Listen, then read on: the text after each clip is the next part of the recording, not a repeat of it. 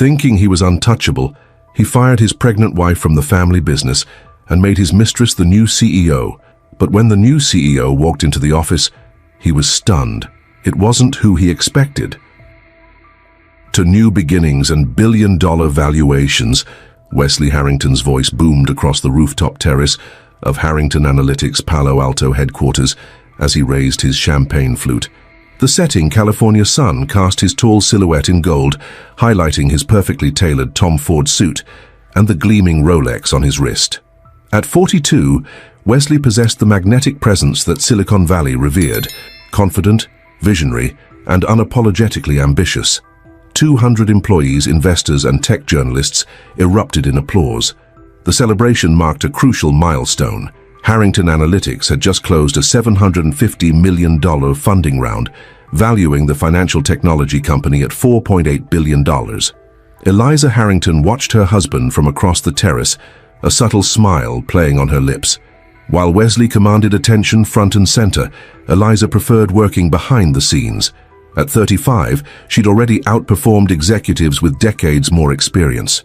Her Stanford undergraduate degree and Harvard MBA adorned her office wall, but her true credentials were written in the company's meteoric growth charts since she'd joined as COO 4 years ago. "He certainly knows how to work a room," remarked Alan Zhao, their newly appointed CFO, sidling up to Eliza with a cocktail in hand. "That's why he's the face of the company," Eliza replied, her eyes never leaving Wesley.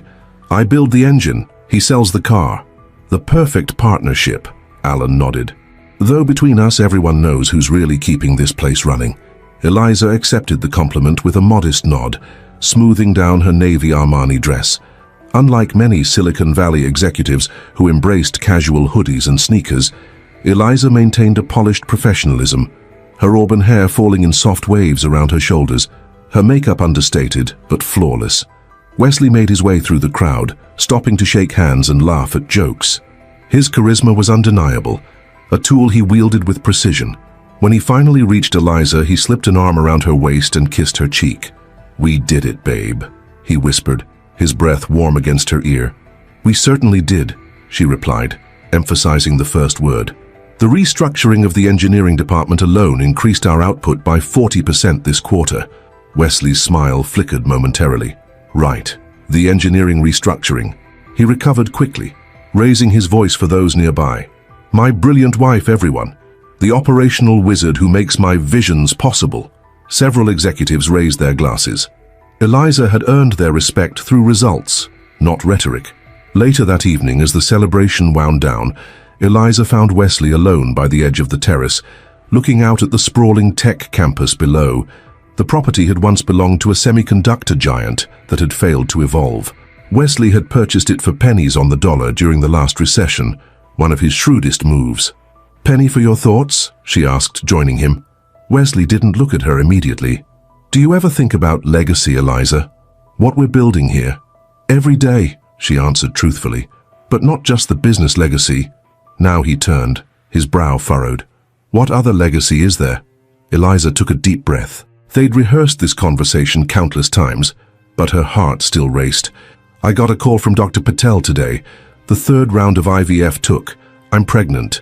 For a moment, Wesley froze. Then his face broke into a broad smile as he pulled her into an embrace. That's incredible. After all this time," his voice cracked with emotion. Eliza melted into his arms, relief washing over her. They'd been trying for 3 years, 2 failed IVF attempts draining both their finances and emotional reserves. Her congenital heart condition made pregnancy risky, but the desire for a child had only grown stronger with each passing year. "We're going to be parents," Wesley whispered, placing a hand gently on her still flat stomach. A little genius to carry on the Harrington name. Something in his phrasing made Eliza pull back slightly. "Or just a happy, healthy child?" Wesley laughed. Of course, but with our genes, this kid's destined for greatness." As they drove home to their sprawling Los Altos Hills mansion that night, Wesley couldn't stop talking about the future. "We'll need to set up a trust fund immediately and start researching preschools. The waiting list for the good ones are insane." Eliza smiled indulgently. "The baby won't be here for 8 months, Wes. We have time." In the tech world, 8 months is an eternity. Things change fast. He drummed his fingers on the steering wheel of his Tesla. Speaking of which, I've been thinking about bringing in someone to help manage my schedule. Joan's retirement is coming up, and I need someone who can keep up with the pace we're setting. Joan Thompson had been Wesley's executive assistant for 12 years, a matronly woman who managed his professional life with military precision. Her retirement had been planned for months, but Wesley had repeatedly delayed finding a replacement. I actually have 3 candidates lined up for interviews next week, Eliza mentioned. HR vetted them thoroughly. Wesley's jaw tightened almost imperceptibly. I'd prefer to handle this hire personally. My assistant needs to understand how I think, not just follow a job description. Eliza recognized the subtle power play, but chose not to push. In their marriage and professional partnership, she'd learned to pick her battles carefully. Of course. Just let HR know which candidates you want to meet. The following week brought a whirlwind of activity. Eliza's pregnancy announcement was met with genuine excitement throughout the company.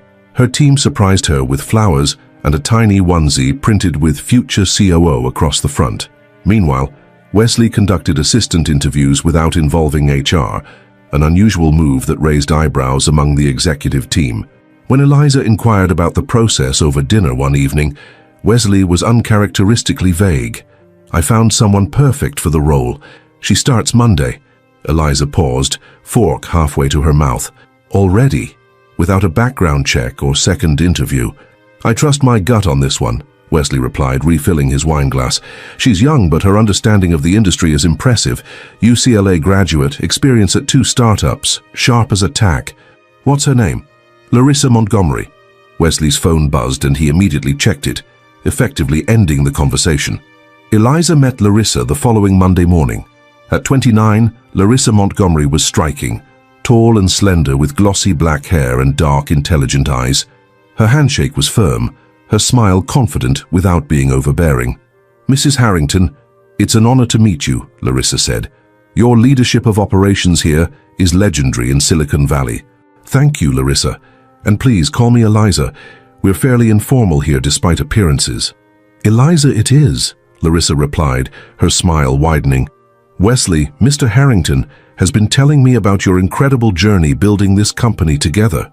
Something in her tone when she said Wesley's name caught Eliza's attention, a familiarity that seemed premature for someone who'd just started. But before she could analyze it further, Wesley appeared, placing a casual hand on Larissa's shoulder. "I see you two have met. Eliza, I'm stealing Larissa away for the executive briefing. We're already running late." As they walked away, Eliza noticed how closely Wesley leaned in to speak to Larissa, their shoulders nearly touching. A strange unease settled in her stomach, which she quickly attributed to morning sickness. Over the next few weeks, subtle shifts appeared in Wesley's behavior. He began arriving home later, citing meetings that somehow never appeared on the shared calendar. He joined a new gym, investing in a personal trainer and a wardrobe of designer workout clothes. The man who once proudly declared business casual, too formal, now wore custom Italian suits to ordinary workdays. "New look?"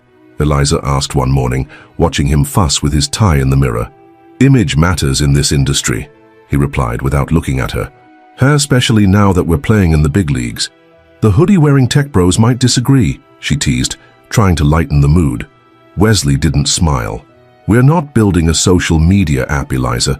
We're handling billions in financial data. Our clients expect sophistication." The distance between them grew as Eliza's pregnancy progressed. During their monthly executive dinner, Wesley spent more time checking his phone than engaging in conversation. When she mentioned it, he deflected with practiced ease. "Just putting out fires. The Tokyo deal is more complicated than we anticipated." Eliza frowned. "I haven't seen any reports on complications with Tokyo." "That's because I've been handling it personally," Wesley replied smoothly. "No need to stress you out with details right now. Doctor said you need to keep your blood pressure down, remember?"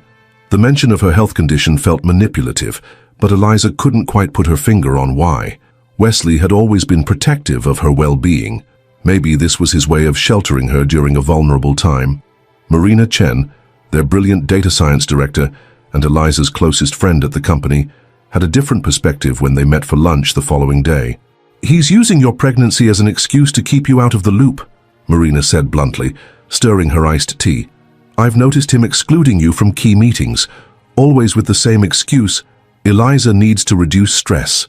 He's concerned about the baby, Eliza defended, though uncertainty crept into her voice. Marina's expression softened. Of course he is. We all are.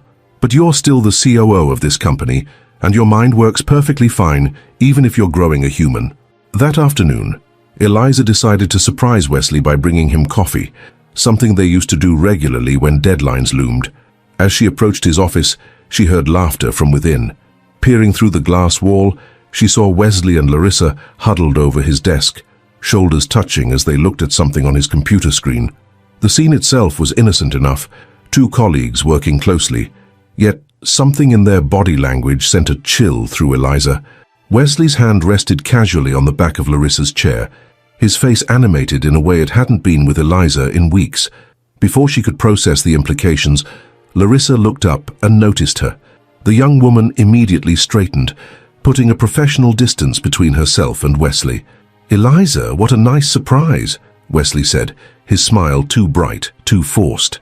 "I brought coffee," Eliza replied, holding up the cup. "But I see you're busy." "Just reviewing the presentation for tomorrow's board meeting," Wesley explained. "Larissa's been helping me refine the messaging." "The board meeting?" Eliza frowned. "I wasn't aware of a board meeting tomorrow." Wesley and Larissa exchanged a quick glance, so brief anyone else might have missed it. "It was scheduled last minute," Larissa interjected smoothly. "I sent the calendar invite this morning." "To my personal email, apparently," Wesley added. "Sorry about that, babe." "I meant to mention it." Eliza checked her phone. No calendar invite, no email notification. "What time is the meeting? I'll need to prepare my operations report." Another glance between them. "Actually," Wesley said carefully, "this is more of a high-level strategy discussion. The board specifically asked for a vision presentation without getting into operational details. They've been doing these one-on-ones with all C-suite executives, except they haven't done one with me," Eliza pointed out, setting the coffee down on his desk with deliberate care. "Your turn is coming up," Wesley assured her. "They're spacing them out over several weeks."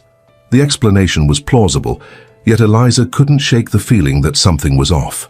As she turned to leave, she caught sight of a browser tab quickly being closed on Wesley's computer, something about offshore account structures. That evening, Eliza tried accessing the company's board portal from home, only to find her credentials had been changed. When she called IT support, they informed her that a security protocol update had been implemented that afternoon. "Mr. Harrington authorized it himself," the IT manager explained. "New two-factor authentication for all executive accounts. You should receive setup instructions tomorrow." Eliza hung up, a cold sense of dread forming in the pit of her stomach. She placed a protective hand over her slightly rounded belly, whispering to her unborn child, "Something's not right, little one, and Mommy needs to find out what." Her phone buzzed with a text from Wesley. "Running late tonight. Strategy dinner with potential investors. Don't wait up." As she stood alone in their sprawling kitchen, Eliza made a decision. Opening her laptop, she began systematically documenting every unusual occurrence of the past few weeks. Changed meetings, excluded emails, Wesley's behavior shifts, Larissa's sudden prominence in company affairs. The pattern that emerged confirmed her worst suspicions. Whatever was happening at Harrington Analytics, Wesley was deliberately keeping her in the dark. The question was why, and what exactly he was hiding behind closed doors with his new assistant. Weeks passed, and Eliza's pregnancy began to show. At 18 weeks, her baby bump was noticeable under her tailored business attire. While her colleagues offered genuine congratulations, Wesley's enthusiasm had dimmed considerably. Their once intimate morning routine had devolved into silent coordination, with Wesley rising earlier each day, often gone before Eliza woke. One Tuesday morning, she caught him as he prepared to leave their bedroom. "The anatomy scan is this Friday at 10, she reminded him, watching his reaction carefully. "Dr. Lane says we might be able to learn the gender." Wesley hesitated, his hand frozen on his tie. "This Friday. I have a conflict. Investor calls scheduled all morning." "The appointment has been on our calendar for months," Eliza said. "Can't Larissa reschedule the calls?" Wesley's jaw tightened imperceptibly. "These are Tokyo investors, Eliza. The time difference makes rescheduling nearly impossible." "I see," she replied, her voice carefully neutral. "I guess I'll ask Marina to come instead." Something flashed across Wesley's face. Relief? That's probably best. I'd just be distracted anyway. Marina will be much more present for you. After he left, Eliza checked the company's investor relations calendar. No Tokyo calls were scheduled for Friday. The anatomy scan revealed they were having a girl. Marina Chen squeezed Eliza's hand as the ultrasound technician pointed out tiny fingers and a perfect spine. Though Marina headed the data science department, her friendship with Eliza transcended professional boundaries. At 39, Marina had navigated the tech world's sexism with fierce intelligence and unshakable integrity, becoming both mentor and confidant to Eliza. "She's beautiful," Marina whispered, eyes glistening, "and absolutely perfect." Eliza wiped away tears. "I wish Wesley had seen this." Marina's expression hardened slightly. He made his choice. In the hospital cafeteria afterward, Eliza finally voiced her concerns. "Something's happening with Wesley. He's shutting me out professionally and personally." Marina nodded. "The executive team has noticed. He's been holding private meetings with board members, discussions that should include the COO. And Larissa's always by his side," Eliza added, picking at her salad. "That woman is everywhere these days," Marina agreed. "Yesterday she attended the quarterly finance review, an executive-only meeting. When I questioned her presence, Wesley said she was taking notes. Taking notes with full access to our proprietary financial projections." Eliza's stomach tightened with something other than pregnancy discomfort. Marina leaned forward. "There's something else. The Tokyo deal, the one Wesley claims is having complications. I spoke with James in international partnerships yesterday. He says it's proceeding ahead of schedule, no complications whatsoever." Eliza put down her fork. "So, Wesley is lying. The question is, why?" "Whatever's happening, you need allies," Marina said firmly. "I've noticed unusual server access patterns lately. Someone examining our financial architecture after hours. As head of data science, I can look into this discreetly." When Eliza returned to the office, she found a massive bouquet of roses on her desk with a card from Wesley, "Celebrating our little princess, love W." The gesture might have seemed thoughtful to anyone else, but Eliza knew Wesley hadn't yet learned the baby's gender. She'd been unable to reach him after the appointment. The truth became clear when Larissa stopped by moments later. "Aren't the flowers gorgeous? Wesley asked me to order them this morning, said you'd be finding out the gender today and wanted to have something special waiting regardless of the result." "They're lovely," Eliza replied, watching Larissa carefully, "though I'm surprised he knew to specify princess on the card when we just learned it's a girl an hour ago." Larissa's smile faltered slightly. "Oh, I must have added that detail myself after your text. Sorry for the confusion." But Eliza had sent no text. That night, instead of confronting Wesley directly, Eliza decided to investigate. While he showered, she checked his phone, something she'd never done in their 7 years together. The device was locked with a new passcode. His laptop required facial recognition. Whatever secrets Wesley was keeping, he was guarding them carefully. The following week brought more troubling developments. Harrington Analytics announced a surprise restructuring of several departments, changes Eliza learned about only when the company-wide email went out. As COO, such organizational decisions typically fell under her purview. When she confronted Wesley in his office, closing the door firmly behind her, his explanation was practiced and smooth. "The board requested these changes directly. I was going to brief you today, but the announcement went out earlier than planned." "The board doesn't implement operational changes without the COO's input," Eliza countered. "That's literally my job, Wesley." For a moment, his composed facade cracked. "Your job is what I say it is," he snapped, then immediately softened his tone. "Look, things are changing rapidly. The company's growth requires more nimble decision-making." "Nimble meaning without my knowledge." The pregnancy hormones amplified her emotional response, and Eliza felt tears threatening, which only frustrated her more. Wesley's expression shifted to concern, though it didn't reach his eyes. "You're getting upset, which isn't good for the baby. Dr. Lane specifically mentioned keeping your stress levels down, remember?" The weaponization of her pregnancy against her professional competence was becoming a pattern. "Don't use our daughter as an excuse to undermine me, Wesley." She left his office seething, nearly colliding with Larissa in the hallway. The younger woman was impeccably dressed in an outfit that Eliza recognized as a near duplicate of one she herself had worn to last quarter's board meeting, right down to the distinctive Hermes scarf. "Oh, Eliza, I was just bringing these reports to Wesley, Larissa said, clutching a folder embossed with the Harrington Analytics logo. Board materials for tomorrow. What board meeting? Eliza asked sharply. Larissa's expression betrayed nothing. The special strategy session. I'm sure Wesley mentioned it. He hadn't. That evening, Marina invited Eliza to dinner at her apartment in San Francisco's Russian Hill neighborhood. After ensuring they were completely alone, Marina revealed what she'd discovered. Someone's been creating shadow server structures within our system, she explained, showing Eliza diagrams on her personal laptop. Financial data is being duplicated and routed through these secondary channels before being transferred off-site. That's a serious security breach, Eliza said, alarmed. Have you alerted the security team? Marina's expression was grim. The access logs trace back to Wesley's executive credentials. And guess who else has been accessing these channels? Larissa Montgomery. Eliza felt the floor drop beneath her. Could their credentials have been compromised? Possible, but unlikely. These actions were taken from their authenticated devices during business hours. And there's more. Marina pulled up another document. I did some digging into Larissa's background. Her UCLA degree doesn't exist. No Larissa Montgomery graduated from their business program in the last decade. That's impossible. Wesley would have verified. Would he? If he hired her for reasons other than professional qualifications. The implication hung in the air between them.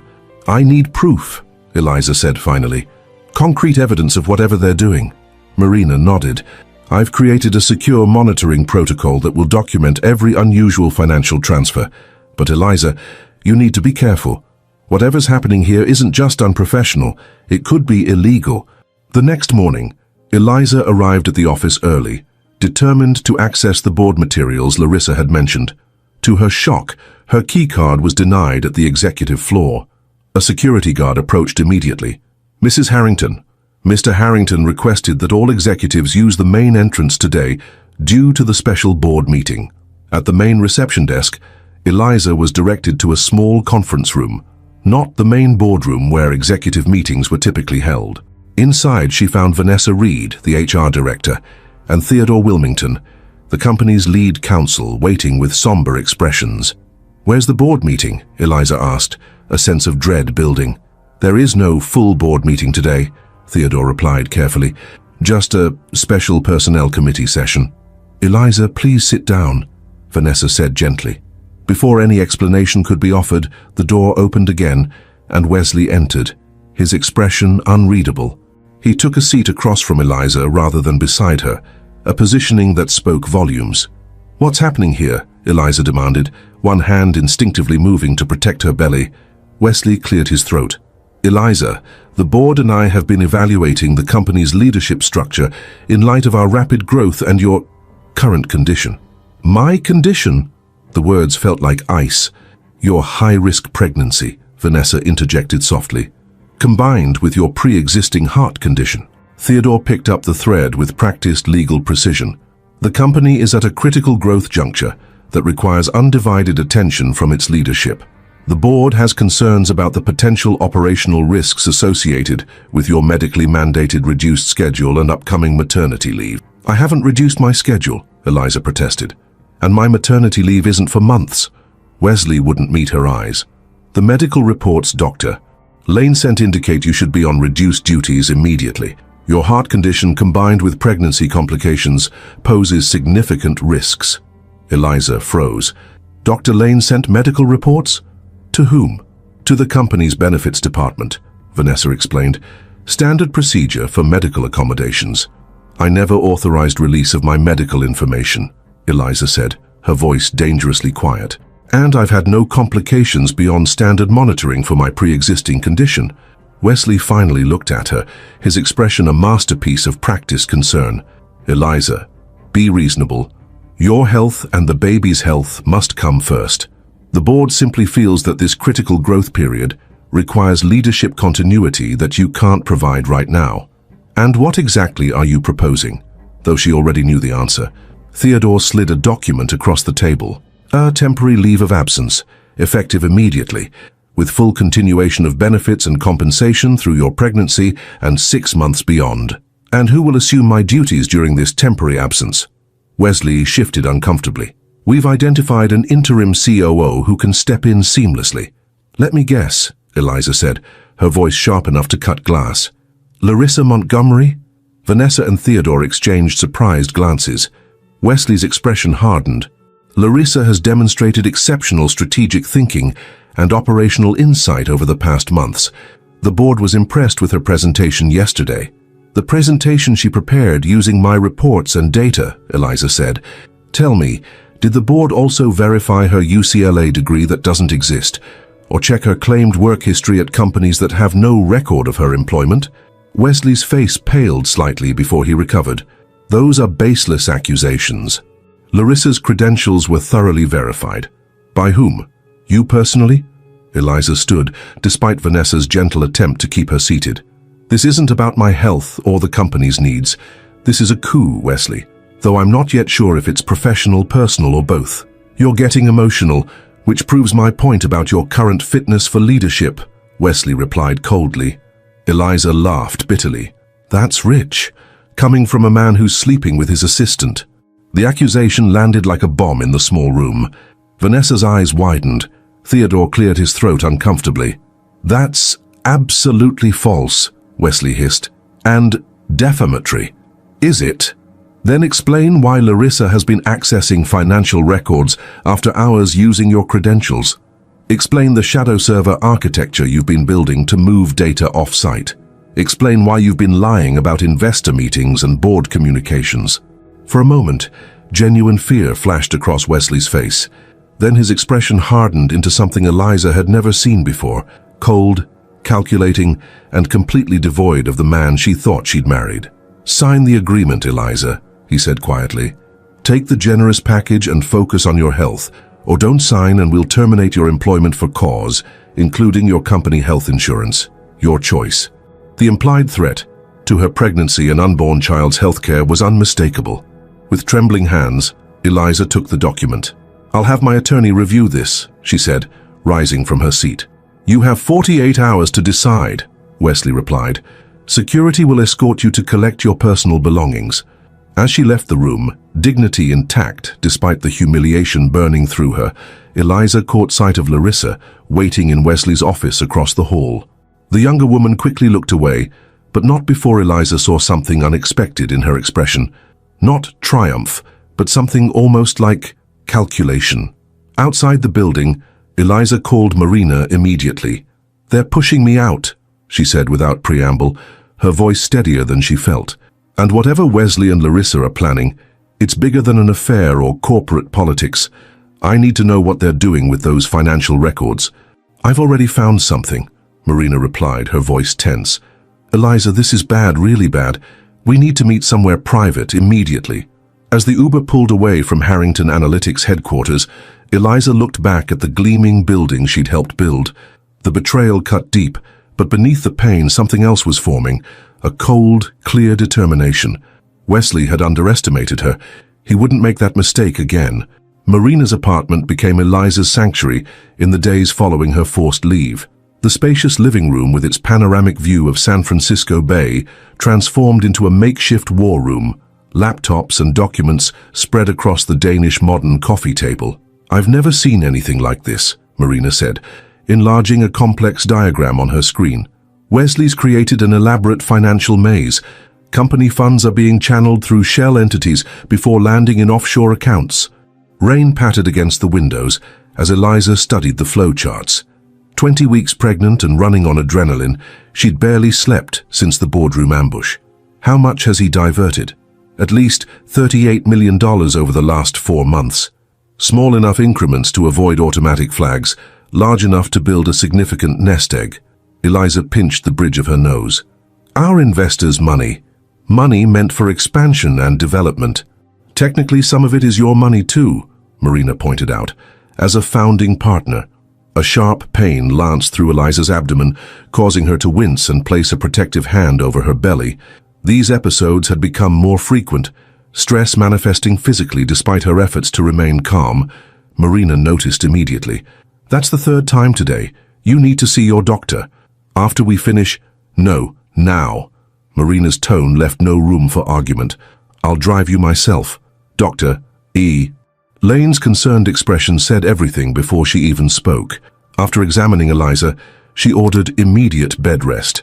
Your blood pressure is dangerously elevated, and you're showing early signs of placental insufficiency. This is no longer optional, Eliza. Your baby's health depends on it. The diagnosis felt like another betrayal, her own body conspiring against her when she needed her strength most. Back at Marina's apartment, confined to the guest bedroom, Eliza scrolled through her phone to find dozens of notifications. Wesley had wasted no time making his move. A company-wide email announced organizational changes to support Harrington Analytics' accelerated growth trajectory. Eliza's temporary health leave was mentioned briefly before introducing Larissa Montgomery as the new Chief Strategy Officer, who would assume operational oversight during this transition period. Accompanying the announcement was a professional headshot of Larissa, poised, confident, wearing a hauntingly familiar Armani blazer that Eliza recognized from her own closet. The blazer she hadn't been able to find when packing her belongings. "He's not even trying to hide it," Eliza murmured, scrolling to find expressions of surprise and concern from colleagues in her messages. Many had reached out with well wishes, clearly unaware of the coup that had transpired. The most painful message came from Samuel Crawford, the company's longest-serving board member and her former mentor. "Just heard the news. Wesley assures us this is best for your health. Call me if you need anything." Even Samuel believed Wesley's version of events. Marina returned with tea, and the day's mail forwarded from Eliza's home address. "Anything interesting in the announcement?" "Just Wesley's complete lack of shame," Eliza replied, setting down her phone to accept the tea. "He's positioned Larissa exactly where she needs to be to help him continue whatever financial scheme they're running." "Speaking of shameless," Marina said, gesturing to a thick envelope in the mail pile. "That looks legal." The envelope contained divorce papers, delivered with clinical efficiency. Wesley was filing on grounds of irreconcilable differences. The proposed settlement offered Eliza a cash buyout for her company shares at a valuation from 18 months earlier, less than half their current worth. She would retain the Los Altos Hills home, but surrender all claims to their vacation properties in Lake Tahoe and Maui. Most insulting was the proposed custody arrangement. Wesley would have generous visitation rights once the child was born. "He's planning to take my company and my daughter," Eliza whispered, papers trembling in her hands. "Everything we built together." "His lawyer's good," Marina observed, scanning the documents. "They've structured this to look generous on the surface, while actually shortchanging you tremendously." "Wesley knows I can't fight him right now," Eliza said, another pain causing her to shift uncomfortably. "He's counting on my pregnancy complications to force me to settle quickly." The doorbell interrupted their discussion. Marina checked the security camera on her phone. "It's a woman I don't recognize.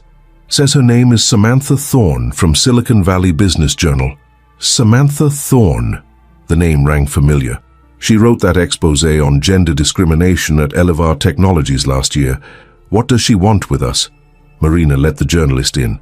Samantha Thorne was younger than Eliza expected, early 30s with sharp, intelligent eyes, behind stylish glasses and a no-nonsense bob haircut. She carried a weathered leather messenger bag that suggested serious reporting rather than tech industry fluff pieces. "Mrs. Harrington, I apologize for the intrusion," Samantha said, shaking Eliza's hand firmly. "I've been covering Harrington Analytics' meteoric rise for the past year, and your sudden departure raised some red flags." "The company announced a health leave," Eliza replied carefully. Samantha's smile was knowing. "Yes, curiously timed with the meteoric rise of an executive no one in Silicon Valley had heard of until 3 months ago." She pulled out a recorder. "Mind if I record our conversation? Off the record, of course, until you approve otherwise." After Eliza's nod, Samantha continued. "I've been investigating leadership changes across tech companies, particularly cases where female executives are replaced under questionable circumstances. Your situation caught my attention." "What makes you think my leave isn't legitimate?" Eliza asked, testing the reporter's instincts. "3 things," Samantha replied promptly. "First, the timing, right after a massive funding round when the company's valuation peaked. Second, your replacement, an unvetted newcomer rather than an internal promotion from your carefully built team. Third," she paused, meeting Eliza's eyes directly, "I received an anonymous tip about unusual financial transfers from Harrington Analytics to offshore entities. Eliza and Marina exchanged glances. Most intriguing, though, Samantha continued, is Larissa Montgomery herself. I can't verify her credentials. UCLA has no record of her graduation. The startups she supposedly worked for have no employment records matching her name. It's as if she appeared out of nowhere 6 months ago, custom built for her role. That matches what we found, Marina confirmed, after a nod from Eliza. Samantha leaned forward eagerly. Then my instincts were right. This isn't a health leave, it's a coup. Question is why? What's valuable enough to risk everything for? Eliza hesitated, weighing her options. A media scandal could tank the company's stock, hurting investors and employees who'd done nothing wrong. Yet Wesley's financial schemes were already putting the company at risk. Before I say anything else, Eliza said carefully, I need to know your priority. Is it publishing a sensational story or uncovering the truth? The truth always makes the better story, Samantha replied without hesitation. But I understand your caution.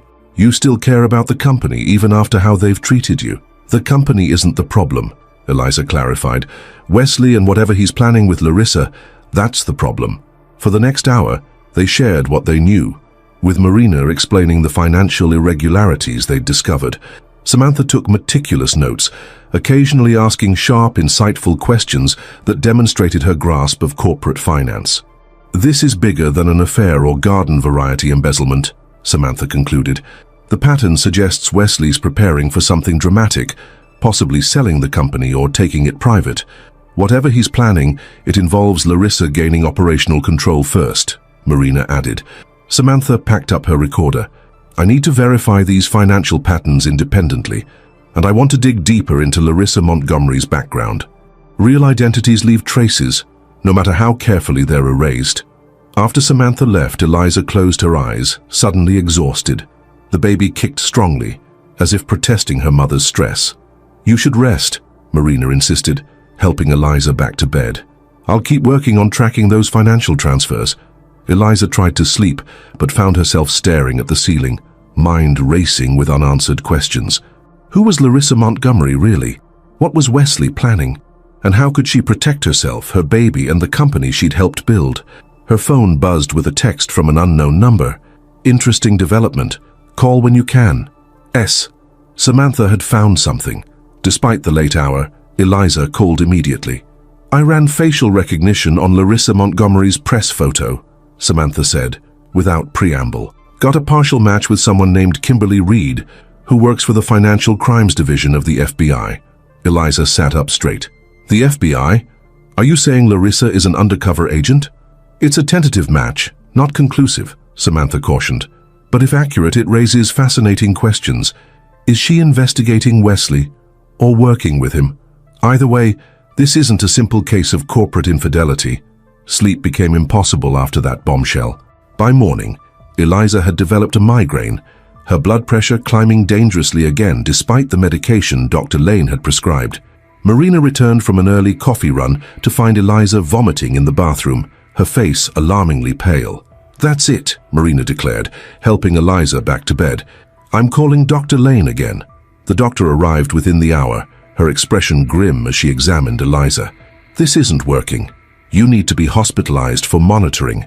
Your blood pressure is high enough to risk seizures or placental abruption. I can't go to the hospital now, Eliza protested weakly, not when we're so close to understanding what's happening. Dr. Lane's voice was firm. Eliza, listen to me. Without immediate intervention, you risk losing this baby and possibly your own life. Whatever corporate drama is unfolding isn't worth that price. The harsh reality silenced Eliza's objections. She allowed herself to be admitted to Stanford Medical Center, where a team of specialists monitored her condition around the clock. Confined to a hospital bed with monitors tracking her vital signs and the baby's heartbeat, she felt more isolated than ever. Wesley didn't visit or call. Her lawyer reported that he was pushing for an expedited divorce settlement, citing Eliza's health crisis as reason to resolve matters quickly for her own well-being. The transparent manipulation infuriated her. Marina visited daily, bringing updates on their investigation and running interference with well-meaning colleagues who wanted to visit. Most believed Wesley's narrative that Eliza's health issues were severe but temporary. On her third day in the hospital, Marina arrived with news that changed everything. "I traced the money," she announced in a hushed voice, checking that Eliza's room door was firmly closed. "Wesley's been systematically draining the company's cash reserves into a network of offshore accounts. But here's the bombshell. He's been shorting the company's stock through shell companies at the same time." "Shorting our own stock?" Eliza's mind raced with implications. "He's betting against Harrington Analytics. He's planning for the stock to crash." Marina nodded grimly.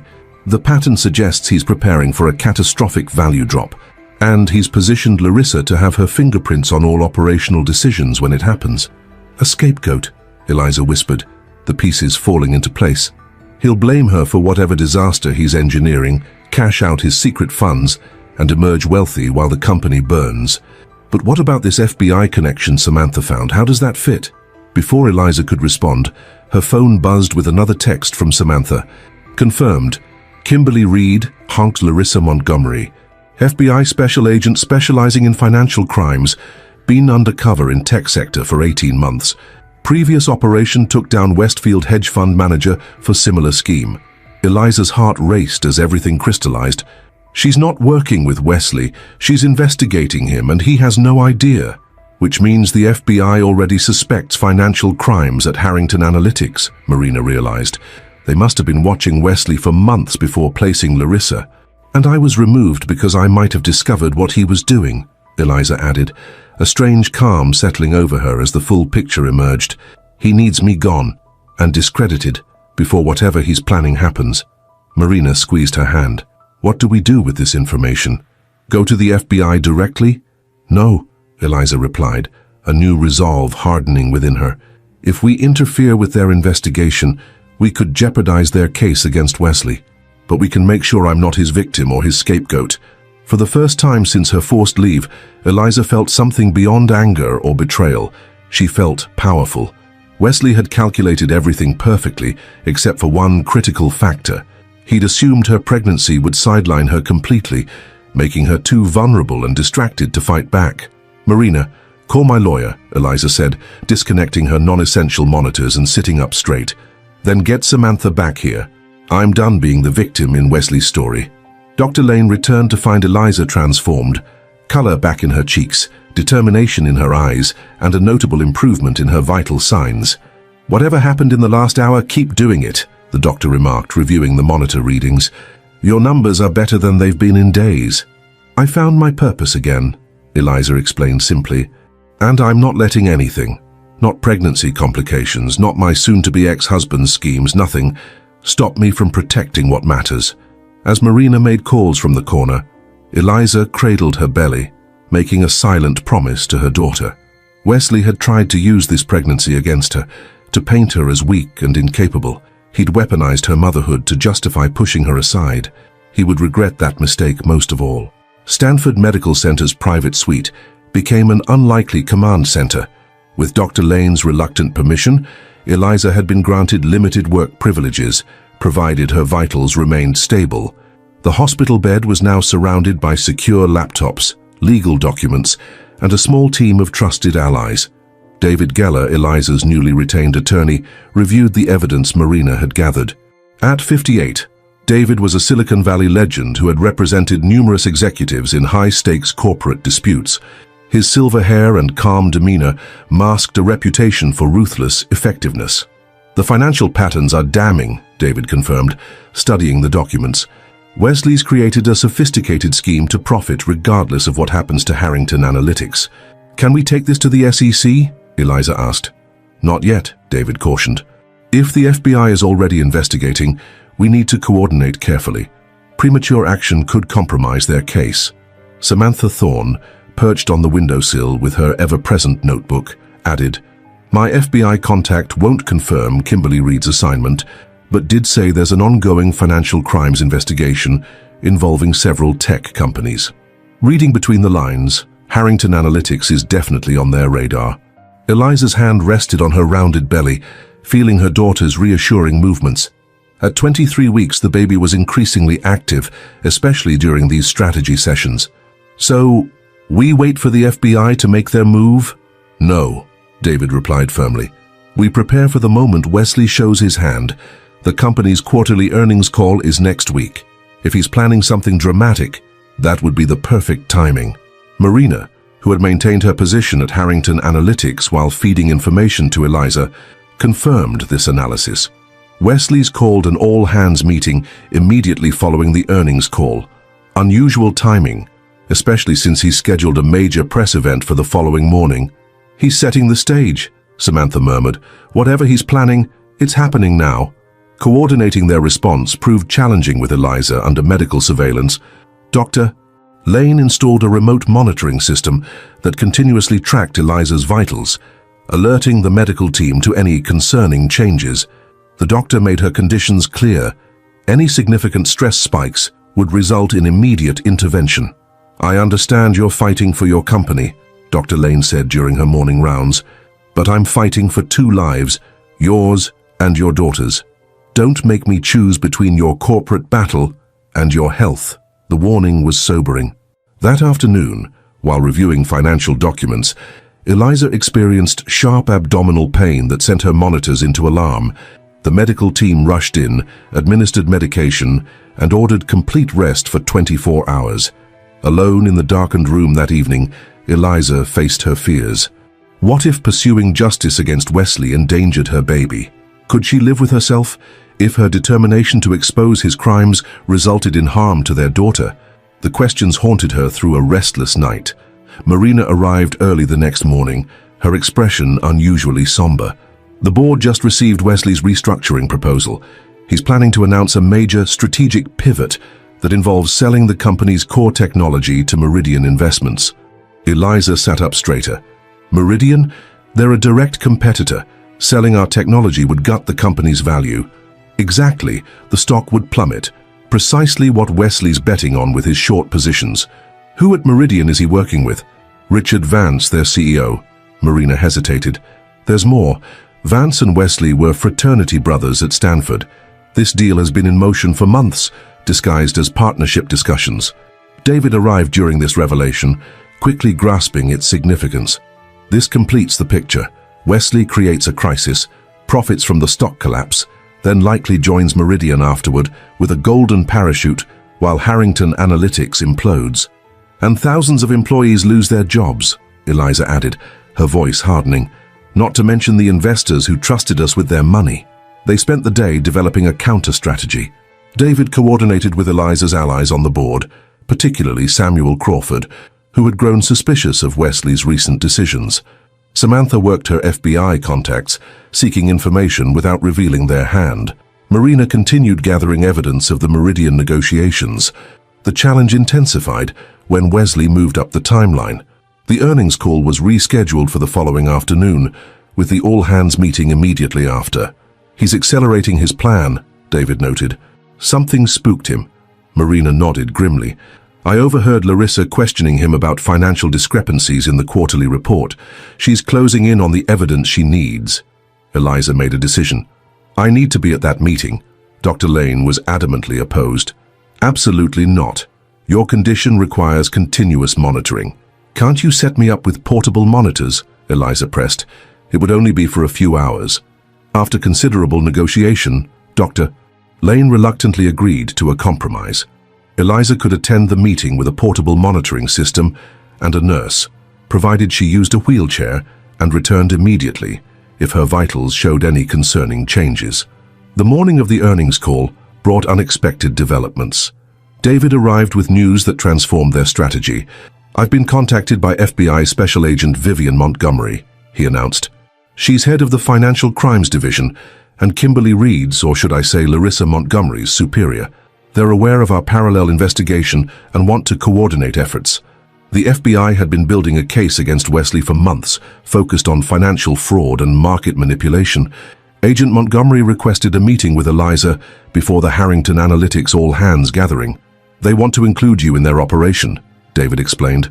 "But given your medical condition, they're concerned about your safety." Eliza insisted on the meeting.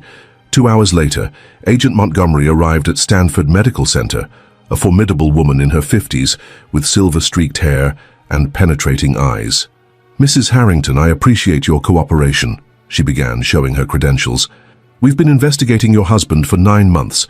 initially as part of a broader examination of financial manipulation in tech companies. And Larissa, Agent Reed, was placed specifically to monitor Wesley? Yes. When certain financial patterns emerged in Harrington Analytics transactions, we inserted Kimberly undercover. Your husband's personal interest in her provided unprecedented access. The delicate reference to Wesley's presumed affair with Larissa stung, despite everything Eliza now knew about his character. Agent Montgomery continued, outlining the FBI's plan for the following day. We'll make arrests during the all-hands meeting, before Wesley can announce the Meridian deal. Your presence would be valuable but not essential. Given your health concerns, I'll be there, Eliza interrupted firmly. This is my company too. I won't hide while Wesley and the FBI determine its fate. After detailed negotiation, they agreed on a limited role for Eliza. She would enter after the FBI had secured the scene. Dr. Tsai. Lane insisted on accompanying her, along with a nurse and the portable monitoring equipment. That night, alone in her hospital room, Eliza faced her most difficult emotional challenge. Despite Wesley's betrayal, finalizing the plan to destroy the man who had once been her partner in every sense brought unexpected grief. 7 years of marriage, countless shared triumphs and struggles, and the imminent birth of their daughter created a complex emotional tangle. Marina found her tearful when she arrived with the final logistics. Having second thoughts? Not about exposing Wesley's crimes, Eliza clarified, wiping her eyes, but about what this means for our daughter. She'll grow up knowing her father is a criminal, that her parents' marriage ended in public scandal. Marina sat beside her on the hospital bed. Or she'll grow up knowing her mother stood for integrity, even when it was painful, that you chose truth over comfort, right over easy. I just wish... Eliza struggled to articulate the loss she felt, not for the Wesley who had betrayed her, but for the Wesley she had believed in, the future she had envisioned. I know, Marina said simply, holding her hand. The morning brought focused preparation. Eliza selected her outfit carefully, a meticulously tailored maternity dress in deep navy, projecting both authority and dignity. Her medical team fitted the portable monitors discreetly beneath her clothing. David arrived with revised divorce papers that protected Eliza's interests and future custody rights. File these immediately after the arrest, he instructed. We'll lock in favorable terms while Wesley is in crisis mode. At noon, the Harrington Analytics quarterly earnings call began. Marina listened remotely, providing real-time updates. Wesley reported inflated numbers, painting a rosy picture that contradicted the company's actual financial position. He teased a transformative announcement, coming later that day. He's setting the stage, Marina reported. Stock is already up 8% on the misleading projections. By 2 p.m., they were en route to Harrington Analytics headquarters. Eliza's heart raced as the familiar building came into view. Her professional home for years, now the setting for Wesley's downfall. Dr. Lane watched the monitoring equipment vigilantly. Your blood pressure's elevated, she warned. Not dangerously yet, but heading that way. I'm fine, Eliza insisted, practicing the breathing techniques she'd learned to manage stress. They parked in the underground garage, where Agent Montgomery met them with final instructions. FBI agents were already positioned throughout the building, with Agent Reed, Larissa, continuing her role until the moment of intervention. The all-hands meeting begins at 3 p.m., Agent Montgomery confirmed.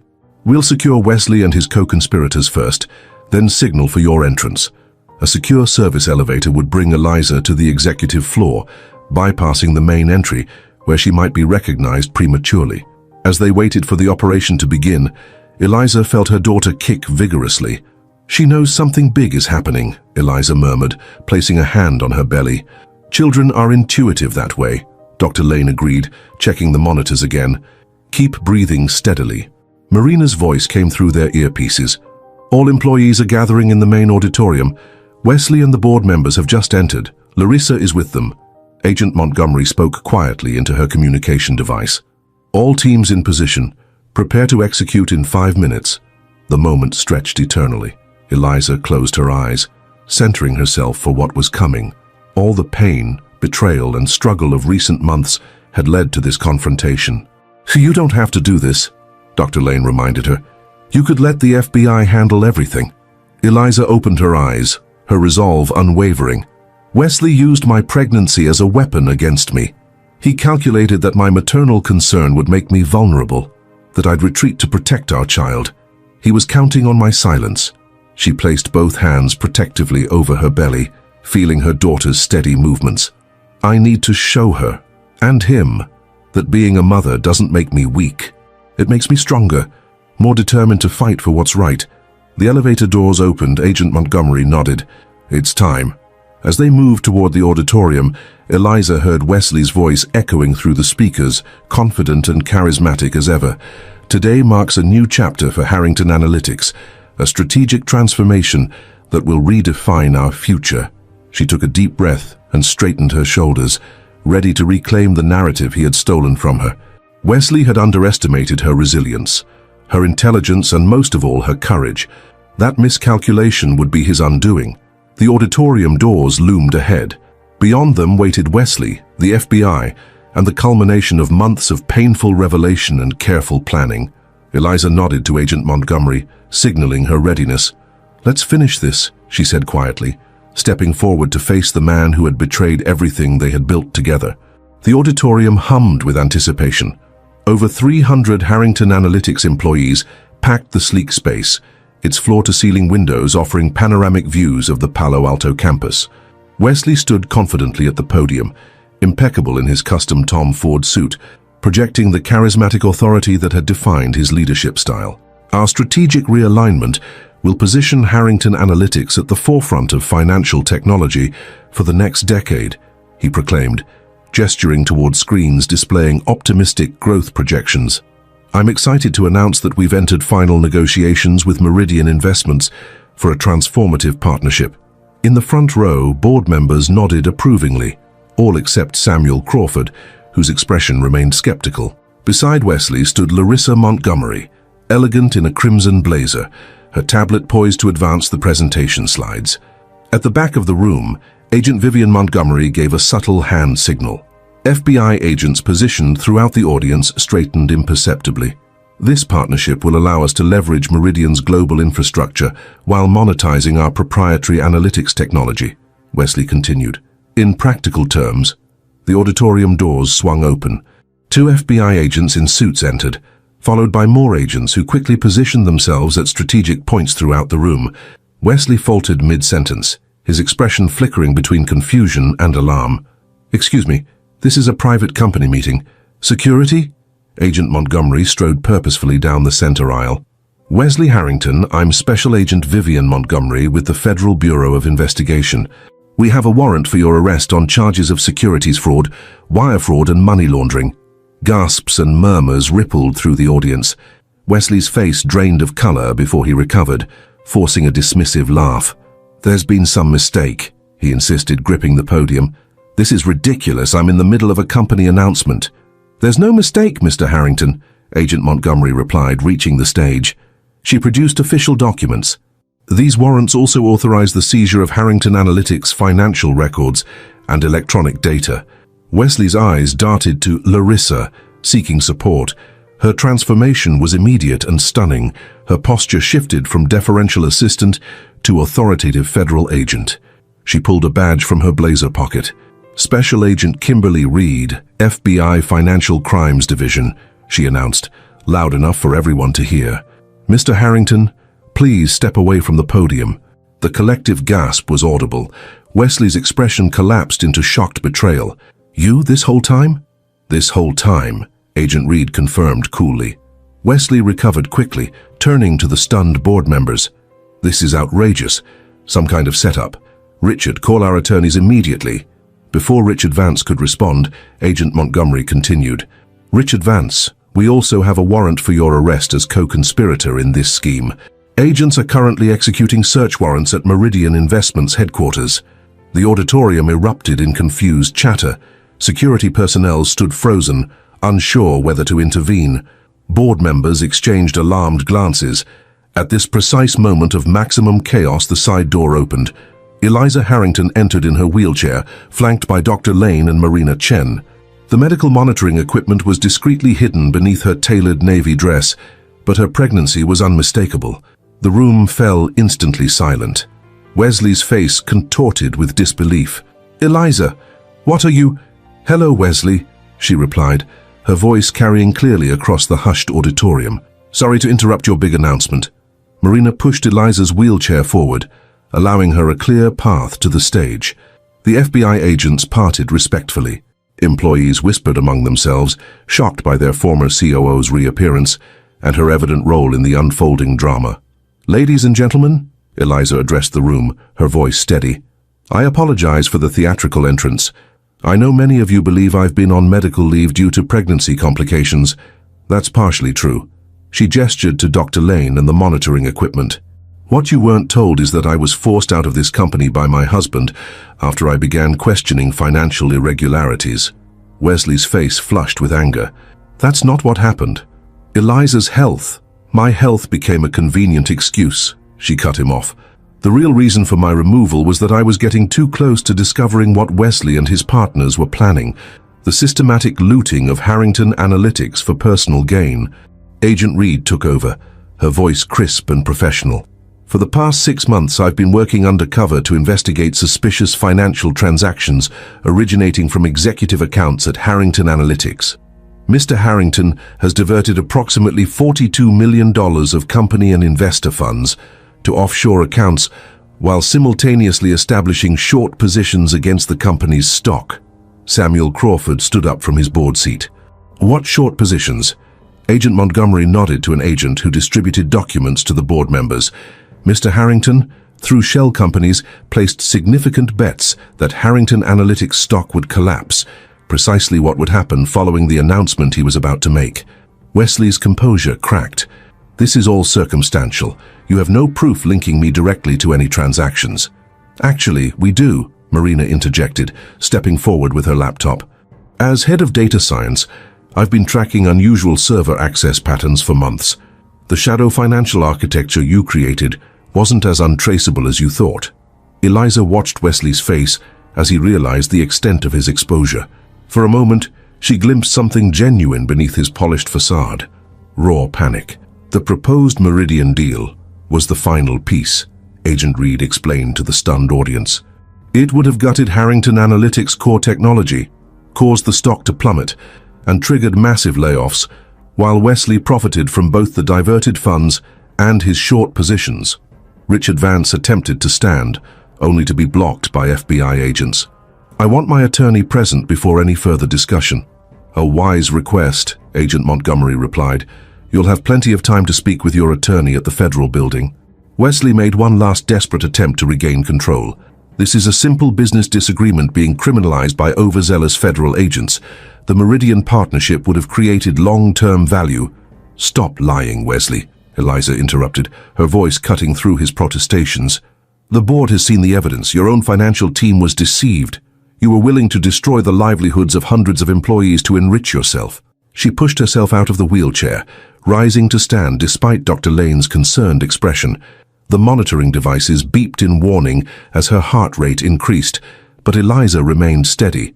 I believed in you, she continued, addressing Wesley directly now. I believed we were building something meaningful together, a company based on integrity and innovation. You betrayed that vision. You betrayed everyone in this room. Wesley's expression hardened. This emotional display doesn't change the facts. Any financial decisions I made were within my authority as CEO, including using company funds to pay for your girlfriend's apartment in Menlo Park, Agent Reed asked pointedly, or the $238,000 wire transfer to a luxury car dealership last month, or perhaps the Cayman Islands account registered to your mother's maiden name. Each revelation landed like a physical blow. Wesley's polished veneer cracked further as he realized how thoroughly they had investigated his activities. Samuel Crawford rose from his seat again, his voice heavy with disappointment. Wesley, as lead independent director, I'm calling an emergency board vote. In light of these allegations and the evident documentation, I move for your immediate removal as CEO of Harrington Analytics, pending full investigation. Board members nodded grimly. Richard Vance remained conspicuously silent as an FBI agent stood beside him. You can't do this, Wesley protested, desperation creeping into his voice. I founded this company. My father's name is on the building, and you were entrusted with that legacy, Eliza replied softly. Look how you've honored it. For the first time, their eyes truly met across the room. In that moment of connection, Eliza saw the full extent of Wesley's self-deception, his genuine belief that his actions were somehow justified, that rules existed for others, but not for him. Mrs. Harrington was instrumental in bringing this fraud to light, Agent Montgomery announced to the room. Despite personal risk and health complications, she provided crucial evidence that helped build our case. Employees began to applaud spontaneously, the sound building until it filled the auditorium. Marina squeezed Eliza's hand in silent support. Dr. Lane monitored her vitals closely, concerned by her standing position. Wesley was handcuffed with surprising gentleness. As agents began to lead him from the stage, he locked eyes with Eliza one final time. "You'll regret this," he said, quiet enough that only those nearest could hear. "When the stock crashes and everyone loses their jobs anyway, they'll blame you for destroying the company." "No, Wesley," she replied evenly. "I'm going to save what you tried to destroy." His face registered genuine surprise before the agents escorted him and Richard Vance from the auditorium. The doors closed behind them with finality. The room erupted in confused conversation. Samuel Crawford quickly took the podium, his authoritative presence calming the chaos. "Everyone, please, I know this is shocking. The board will convene immediately to establish interim leadership and cooperate fully with authorities. Please return to your departments. Directors will provide further instructions." As employees reluctantly dispersed, murmuring among themselves, Dr. Lane insisted Eliza return to the wheelchair. "Your blood pressure is spiking. We need to get you back to the hospital immediately." Eliza nodded, suddenly aware of her physical exhaustion. The adrenaline that had carried her through the confrontation was ebbing, leaving trembling in its wake. Board members approached, their expressions a mix of contrition and respect. "Eliza, we had no idea," Patricia Zhang began. "Wesley assured us your leave was medically necessary. We should have questioned more thoroughly," Samuel added. "The board failed in its oversight duty." "There will be time to address all of that," Eliza replied, feeling a sharp pain that made her wince. "Right now, the company needs leadership." Patricia nodded firmly. "We've already discussed it. We want you back as interim CEO, effective immediately, assuming your health permits." The offer was everything Eliza had fought for, yet the timing couldn't have been worse. Another pain gripped her abdomen, more intense than the last. "Something's wrong," Dr. Lane said urgently, checking the monitoring equipment. "Her blood pressure is dangerously elevated, and I'm detecting early contractions." Marina's face filled with alarm. "She needs a hospital now." As they rushed Eliza toward the elevator, Agent Montgomery fell into step beside them. "Mrs. Harrington, we'll need your formal statement, but it can wait until you're medically stable." Eliza nodded, focusing on her breathing techniques as the contractions intensified. At only 24 weeks, her daughter was far too premature to be born safely. In the elevator, Marina held her hand tightly. "You did it, Eliza. You brought him down." "But at what cost?" Eliza whispered, fear replacing triumph as another contraction seized her. The victory she had fought so hard to achieve suddenly seemed hollow compared to the potential loss she now faced. The elevator doors opened to the parking garage, where an ambulance already waited, its lights flashing silently. As the medical team transferred Eliza from the wheelchair to the stretcher, she caught a glimpse of another scene unfolding several yards away. Wesley being placed in an FBI vehicle, his handcuffed wrists visible as an agent, guided his head into the car. Their eyes met one final time across the garage. In his expression, Eliza saw not anger or hatred, but something more complex, a dawning recognition of what he had lost, what he had thrown away, that went beyond money or power. Then the ambulance doors closed, separating them permanently. As sirens wailed and Dr. Lane spoke urgently to the paramedics, Eliza closed her eyes and focused all her remaining strength on a single purpose: protecting the innocent life within her, the future that mattered more than any corporate battle or personal vindication. "Stay with me, little one," she whispered, her hand cradling her belly. "Our fight isn't over yet." The California sunshine streamed through the nursery windows, casting a golden glow across the sleeping infant. Sophia Grace Harrington, now 3 months old, slumbered peacefully in her crib, unaware of the extraordinary circumstances surrounding her birth or the tumultuous events that had preceded it. Eliza lingered by the doorway, taking in the scene with quiet gratitude. The journey to this moment had been harrowing. After the confrontation at Harrington Analytics, she had spent 5 terrifying days in Stanford's high-risk obstetrics unit as doctors fought to halt her premature labor. Through medication, strict bed rest, and what the medical staff called Eliza's sheer determination, they had managed to stabilize her condition. For the remainder of her pregnancy, Eliza had been confined to near-total bed rest. The board's offer to reinstate her as CEO was temporarily shelved by mutual agreement, with Samuel Crawford stepping in as interim leader, while Marina assumed temporary operational control. Every day had been a delicate balance between managing her health and staying connected to the company's recovery efforts. Despite the complications, Sophia had arrived only 2 weeks early, a healthy 6-pound miracle with Wesley's blue eyes and Eliza's auburn hair. The birth announcement in the San Francisco Chronicle had made no mention of Wesley, who by then was facing a 19-count federal indictment. "She's still sleeping," Marina's voice came softly from behind. Eliza nodded, gently pulling the nursery door halfway closed. "Third nap in a row that's gone over an hour. The sleep consultant says it's a good sign." They moved to the kitchen where Marina had spread documents across the marble island. 6 months after Wesley's arrest, Harrington Analytics was undergoing a comprehensive restructuring. Marina, now officially installed as COO, had become Eliza's most trusted partner in rebuilding the company. "The board unanimously approved your transparency framework," Marina reported, sliding a document forward. "Quarterly ethical audits, open financial reporting structures, and the new whistleblower protections, all greenlit for immediate implementation." Eliza scanned the document while preparing her second coffee of the day. Motherhood and corporate leadership were proving to be exhausting partners. And the employee retention numbers, better than expected. "We've only lost 8% of staff since the crisis, mostly from Wesley's inner circle. The stock has stabilized at $42, down from our peak, but the analysts are calling it a remarkable recovery considering the circumstances." Eliza allowed herself a small smile of satisfaction. When she had finally returned to Harrington Analytics as CEO 6 weeks after Sophia's birth, many industry analysts had predicted failure. The company's reputation had been severely damaged by Wesley's fraud, and competitors were circling like vultures, hoping to poach top talent and key clients. Instead, Eliza had engineered what the Wall Street Journal was now calling the most impressive corporate turnaround of the decade. Her strategy had been counterintuitive: absolute transparency about the company's problems, coupled with aggressive implementation of ethical safeguards that went far beyond regulatory requirements. "The 60 Minutes segment airs this Sunday," Marina reminded her. "Are you still comfortable with the interview?" Eliza nodded, though her stomach tightened at the thought. The high-profile television program had requested an exclusive on the Harrington Analytics scandal and recovery, focusing on Eliza's unique journey from betrayed spouse to corporate savior. The producers had promised a substantive discussion of corporate ethics rather than sensationalism, but any public dissection of the ordeal remained deeply personal.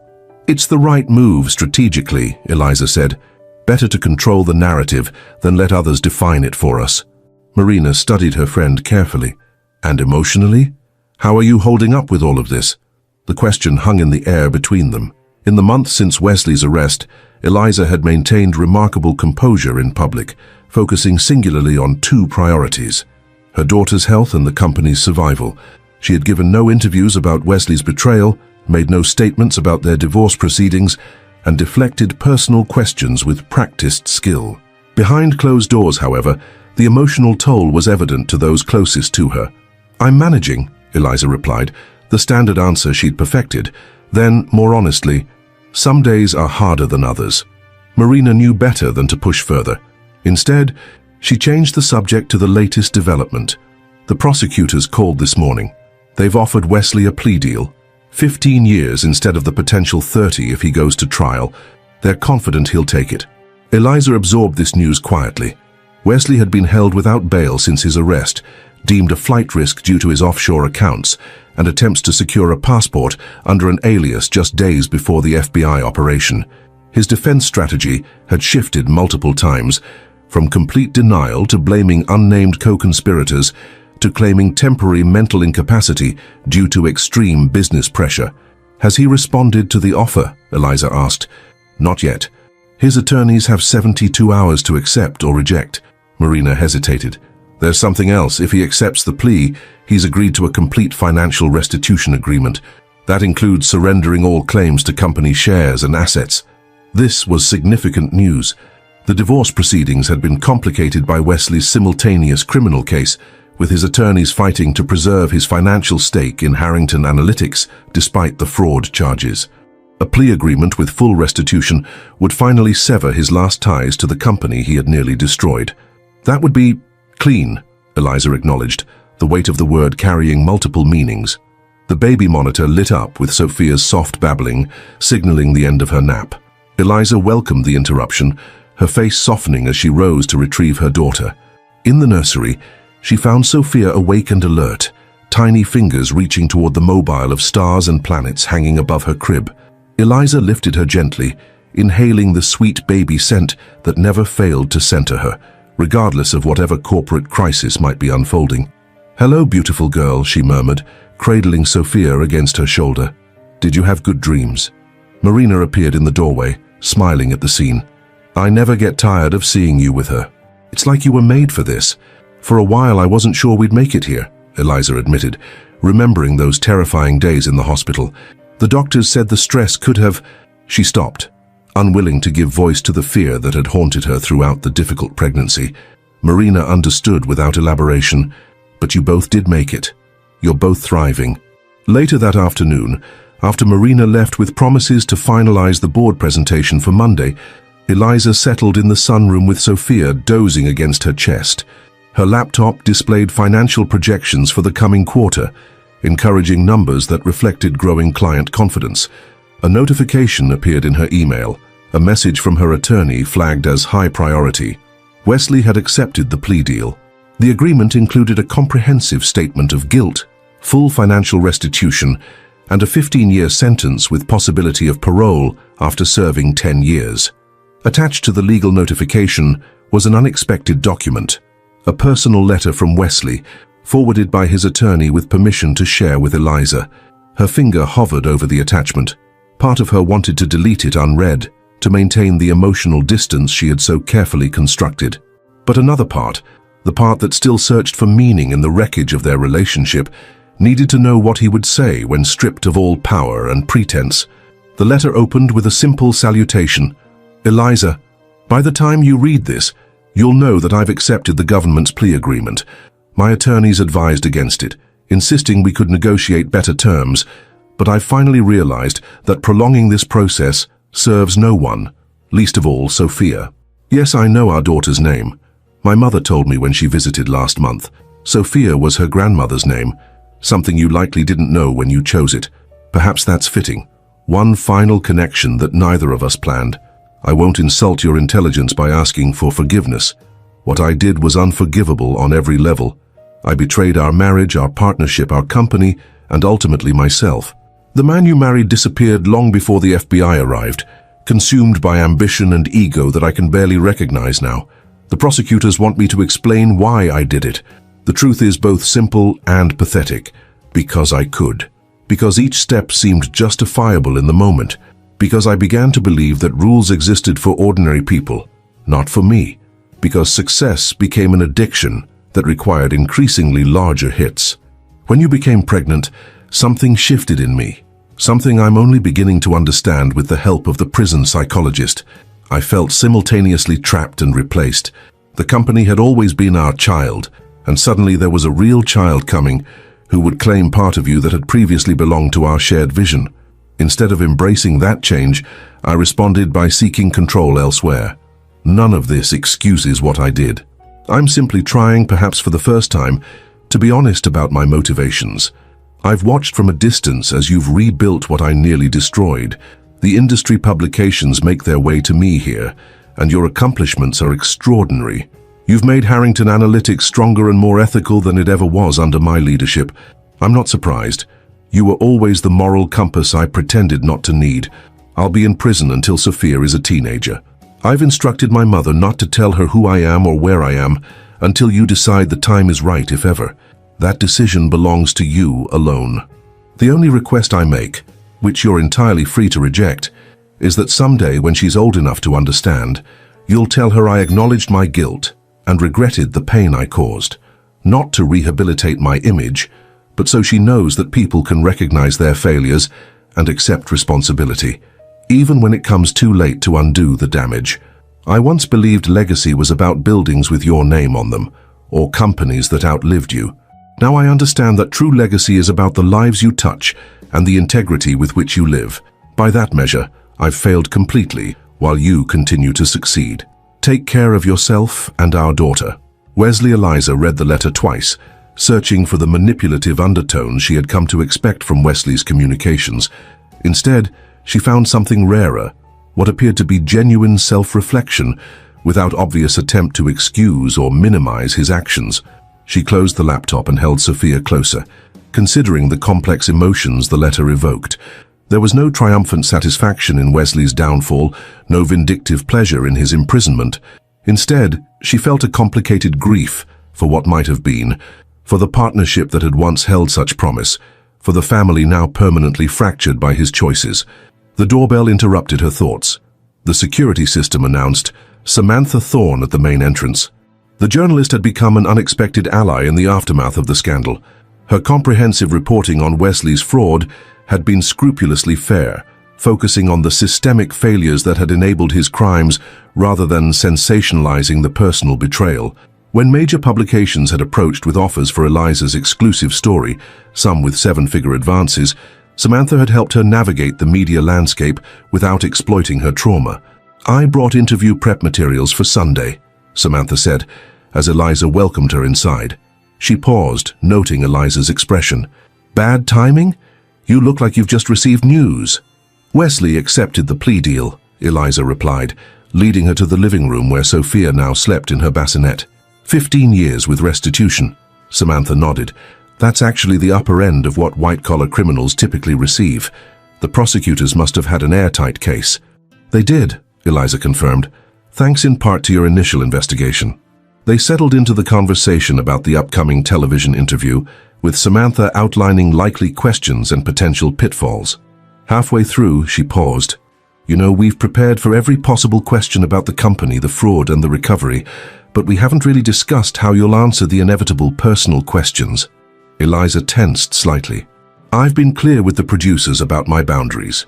And they'll respect those, Samantha assured her, but viewers connect with human stories more than corporate ones.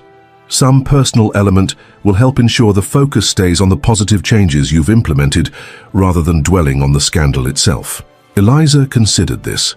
Her instinct since Wesley's arrest had been to compartmentalize, keeping her professional recovery entirely separate from her personal experience. But perhaps that artificial division was becoming counterproductive. What would you suggest? She asked. Authenticity, Samantha replied simply. Not the full emotional details.